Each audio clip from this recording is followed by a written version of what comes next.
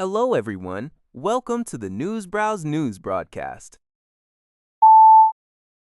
Al Jazeera reports that Iran and China are actively working to undermine the U.S. dollar's global dominance, particularly within the crucial oil market.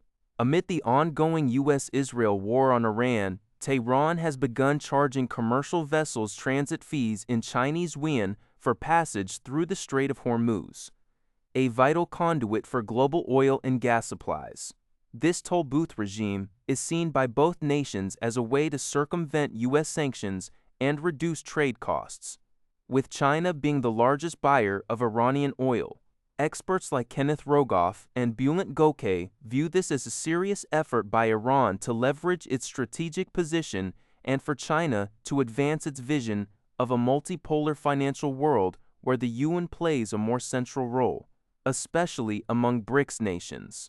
However, analysts caution that the yuan faces significant challenges, including strict capital controls and a lack of transparency, preventing it from posing an immediate threat to the dollar's overwhelming status as the world's primary reserve and trade currency. While it signifies a gradual erosion rather than an abrupt substitution, the long-term impact will depend on global geopolitical and economic developments.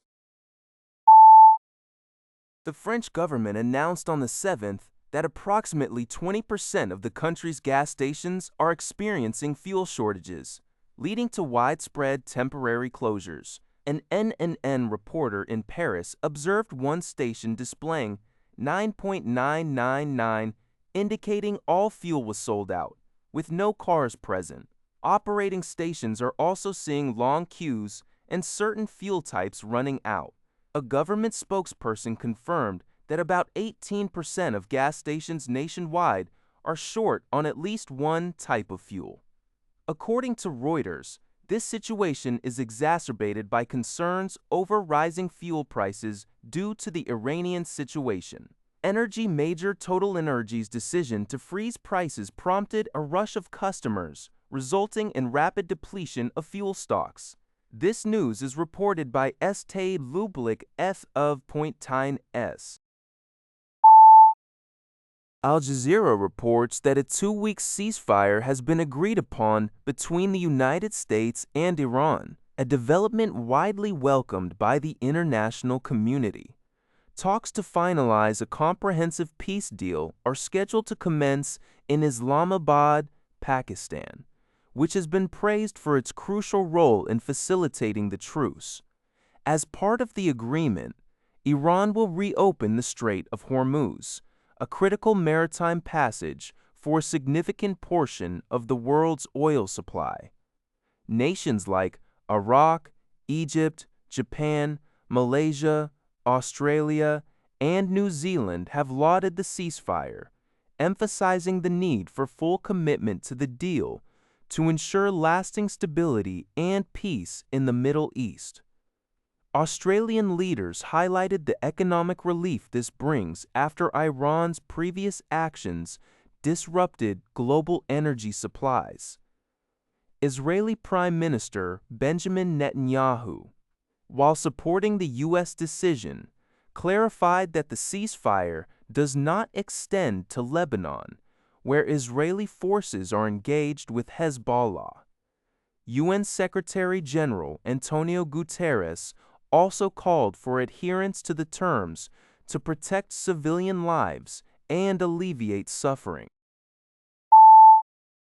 Al Jazeera reports that Israeli Prime Minister Benjamin Netanyahu's office has expressed support for the United States' decision to suspend strikes on Iran for 2 weeks.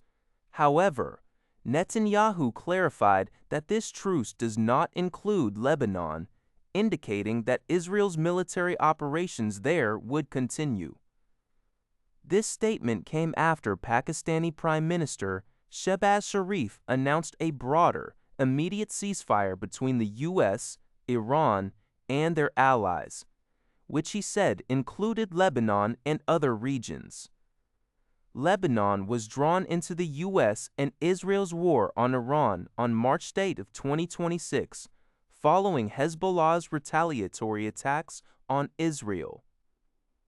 These attacks were reportedly in response to Israel's killing of Iran's supreme leader and its near-daily violations of a November 2024 ceasefire in Lebanon. Lebanese authorities claim Israeli attacks have killed over 1,500 people and displaced more than 1 million since March days, with Israel aiming to create a buffer zone in southern Lebanon. There has been no immediate comment from Hezbollah or Lebanon regarding Netanyahu's announcement. UPI reports that North Korea launched multiple short-range ballistic missiles into the EC on Wednesday, marking the second consecutive day of such tests. Seoul's Joint Chiefs of Staff stated that the missiles flew approximately 150 miles from the Wonsan area. South Korean and U.S. intelligence are currently analyzing the specifics of the launch. This latest provocation comes after South Korean President Lee Jae-myung expressed regret regarding unauthorized drone incursions into North Korean airspace. An apology that Kim Yo-jong, sister of North Korean leader Kim Jong-un, had described as frank and broad-minded while still issuing a warning against further reckless provocation. U.S. Indo-Pacific Command confirmed detecting the launches, assessing no immediate threat to U.S. personnel, territory, or allies. That's all for this video. Thank you for watching. See you in the next video.